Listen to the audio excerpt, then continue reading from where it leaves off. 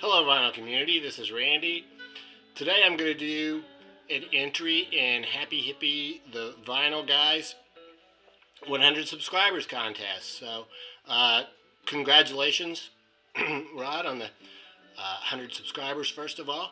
I made a comment on his video that I wasn't going to enter the contest. Mostly that was because I couldn't think of a concert that really I'd ever been to that was just totally disappointing to me, but I remembered one that was totally disappointing to me. It just hit me like a lightning bolt. So I have decided to enter the contest now. So here we go. The best concert I ever attended. This one, once again, a very difficult one because most of them I think have been really good. But I chose the best one I ever attended as May 12, 1991 at Shoreline Amphitheater. That was the Grateful Dead. The reason I choose that as the best one, this is the second time I saw him, but it was the first time I saw him after I got out of the Air Force. So I got out of the Air Force in April '91, picked up my car in New Orleans, drove across the country to California where I joined some friends there that I'd known from the Air Force, and I arrived in California actually on April 1st, 1991, so April Fool's Day. Welcome. That was a Sunday, and we looked in the paper that day. I was at their house, and Grateful Dead were played in May. So we called Ticketmaster that night and got tickets. We got reserve seats, actually the very last row. So we went to that show, and it was wonderful. Really, really good. So good to see them after. Because I became a Grateful Dead fan while I was in the Air Force. I didn't become a Grateful Dead fan like maybe a lot of people do, so it was a great relief for me.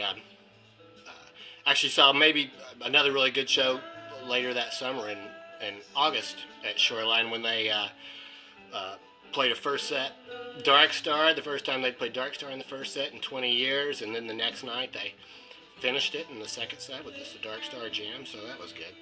So anyway, that's my best concert. Let's see. The most disappointing, this is the one I remember. There's no doubt about this. This is when I was in Berlin, when I was in the Air Force. And Alex Chilton was coming. He was playing at a club there. And went with some friends. And, there's a warm-up band. Everything was good.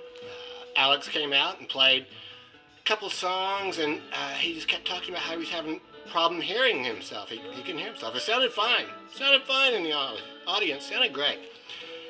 Anyway, he played one more, and then he said, I've got to take a break, and they'll see if they can fix this, and I'll come back out. So they did work on it for a while. He came back out and played a song and said, it's not fair to me. It's not fair to you. You should all get your money back. And he left. So, we did get our money back, but we didn't want our money back. We wanted to see Alex. Oh, I have been forgetting. I forgot to show this.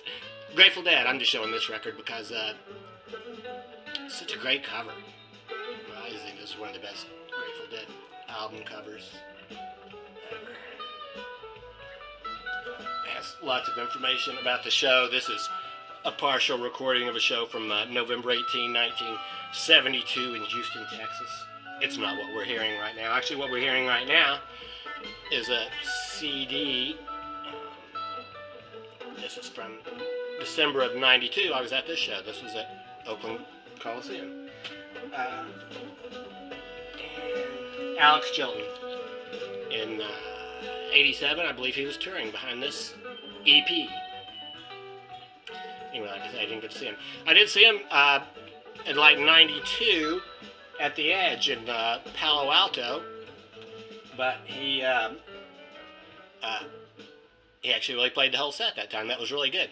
He opened up for Robin Hitchcock and the Egyptians. I think when he came out and played, I think the first 5 songs he played were the exact same 5 songs he played in Berlin. But I'm not sure about that. Not a typical show.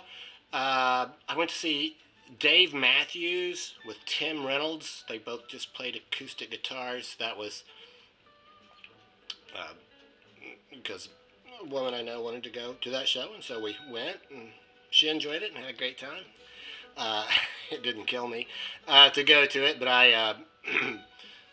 yeah, that was not my cup of tea. This next question: the furthest you ever is it the furthest you ever drove or the furthest you ever went? The furthest I ever went for a concert was when I flew from San Jose to probably flew to Boston and then drove to Worcester, Mass. to see Phil and Friends with Bob Dylan. But if it's driving, actually it would be the same two bands. I flew back from there and then drove up to the Gorge in Washington to see those two bands. And oh yeah, Bob Dylan was the headliner for that show. This album did not come out until about a year or two after that tour. Back of that album cover, good picture of Bob there. Okay. Another one I really drove a long way to see was actually a Jerry Garcia band. Not quite as far though. Electric on the Eel in August. No, maybe it's like July of '91 or something. That was a fantastic show. This was the Jerry Garcia band on the Eel River. About a 5 or 6 hour drive north of San Francisco. It was like up there in the mountains. You could just like, there was a big dirt parking lot, and then you would walk about 200 yards and no signs of authority or police or anything else within sight. I'm sure there must have been some security there, but boy, if there was, I sure didn't see it. It was just the most mellow show. That was a really good show. It had Wavy Gravy was the host, and he came out and told some stories.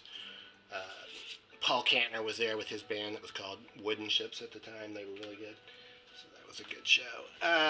Let's see. I think I'm wrapping things up here. This is stretching out to be a lot longer than I meant it to be. Who have I seen the most? Grateful Dead. I have seen them about 30 times or so. Did I show this Garcia record? I can't remember if I showed that one or not. Here's a Garcia. This is the one that's called Compliments.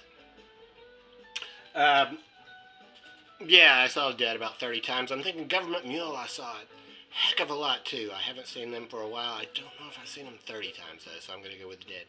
So that's it. Congratulations again, Rod, on 100 subscribers. And that's it. Thanks for watching.